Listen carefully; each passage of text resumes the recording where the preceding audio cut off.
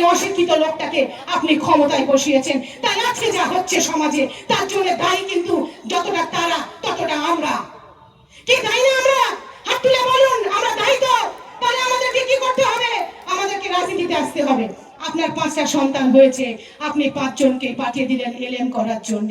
আপনার মাথায় আসেনি যে আমার একটা সন্তানকে আমি আইপিএস অফিসার করব, আমার একটা সন্তানকে আমি জজ সাহেব তৈরি করব, আমার একটা সন্তানকে আমি ডাক্তার তৈরি করব, আমার আর একটা সন্তানকে আমি কোথায় পাঠাবো?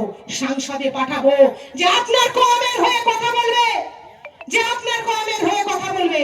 তাই মনে রাখবেন যে আগামী দিনে এই ভারতবর্ষ আমাদের এই কওমের হাল ধরতে গেলে আমাদেরকে এগিয়ে আসতে হবে। আর একটা কথা, আন্দোলন এখানেই হবে, এই মাটিতেই হবে, ব্রিগেডও হবে। দিল্লি আমরা যাব না, আমার বাপ ঠাকুরদার কবরটা এখানেই আছে, তাই আন্দোলনটাও এখানেই হবে। ওয়াকফ সম্পদটা এখানেই আছে, তাই আন্দোলনটা এখানেই হবে।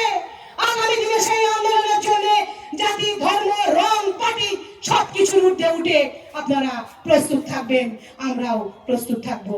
সকলে ভালো থাকবেন।